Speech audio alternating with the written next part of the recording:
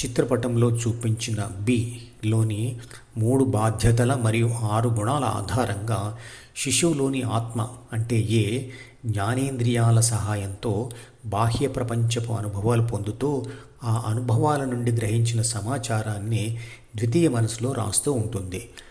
ఈ ద్వితీయ మనసులో రాయబడేవి 2 విషయాలు.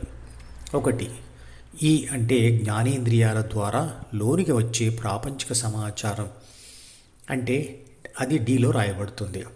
2, సి అంటే అహంభావం అంటే నేను, నాది, నాకు మరియు నన్ను అనే భావం. నేను అనే ఆత్మశక్తి వేరు. ద్వితీయ మనసులో రాయబడిన సి అంటే నేను అనే భావం వేరు.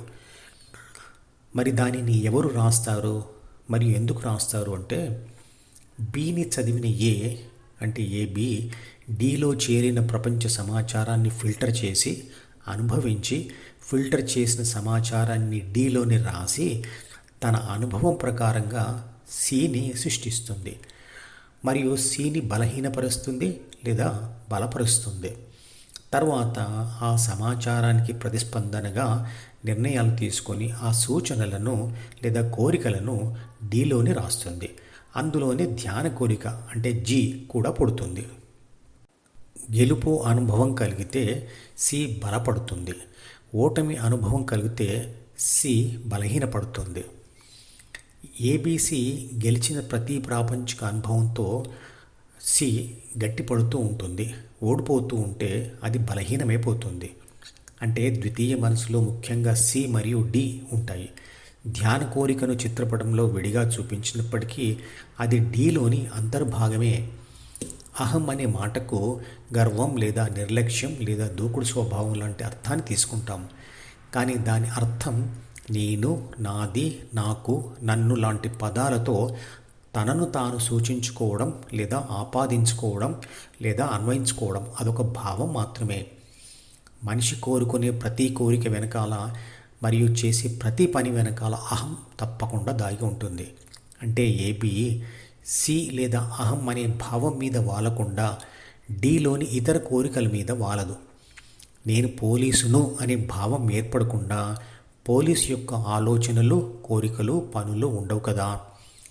ఏబి ద్వితీయ మనసుపై ఎప్పుడు ధ్యాస పెట్టినా మొట్టమొదటగా సి లేదా అహం అనే ప్రాథమిక భావాన్ని లేదా ఆలోచనను పొందకుండా ఇతర కోరికల మీద ధ్యాస పెట్టలేదు.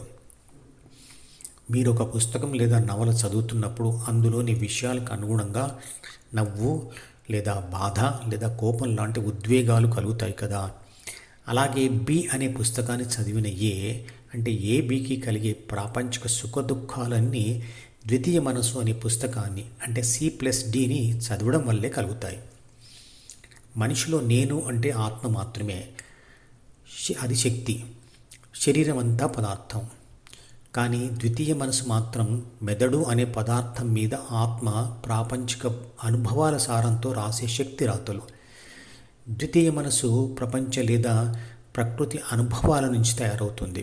అంటే ద్వితీయ మనసులో ఏర్పడే సమాచారం మరియు కోరికలు ప్రాథమిక గుణాల సహాయంతో ఆత్మ ప్రపంచ అనుభవాలు పొందడం వల్ల ఏర్పడినవి.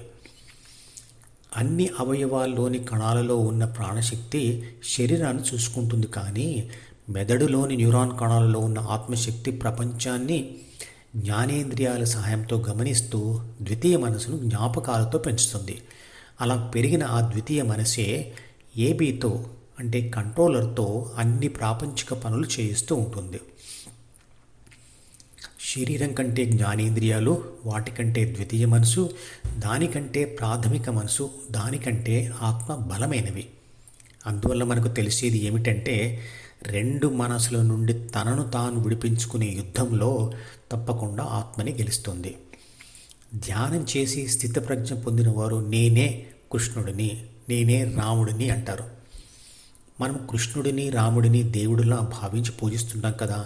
మరి వారు ఆ విధంగా అన్నప్పటికీ వారిని రాముడిగా, కృష్ణుడిగా ఎందుకు ఒప్పుకోలేము? ఎందుకంటే వారంతా మనందరి శరీరం కలిగి ఉన్న మామూలు మనుషులే అని మనం అనుకుంటాం.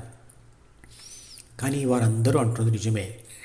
వారు నేను అంటున్నప్పుడు సూచిస్తున్నది వారి శరీరం గురించి కాదు మరియు మనసు గురించి కాదు, తమ ఆత్మ వైపే అంటే ఏ వైపే చూపించుకుంటూ నేనే రాముడిని, నేనే కృష్ణుడిని అంటారు. అందులో అస్సలు అబద్ధం లేదు. ఏ ఆత్మ అయితే బి, సి, డీల నుండి విడిపోతుందో ఆ ఆత్మ తప్పకుండా లక్షణాలతో చూస్తే విశ్వశక్తియే లేదా దేవుడే. రేపు మీరు కూడా ధ్యానం చేస్తూ చేస్తూ ఆ స్థితికి చేరుకోగలరు. ఆ స్థితికి చేరిన తర్వాత మీరు కూడా అదే మాట అంటారు, నేనే రాముడిని, నేనే శివుడిని, నేనే కృష్ణుడిని అని. అందులో అసలు అబద్ధం లేనే లేదు. ఇదే భగవద్గీత చెప్తున్న విషయం.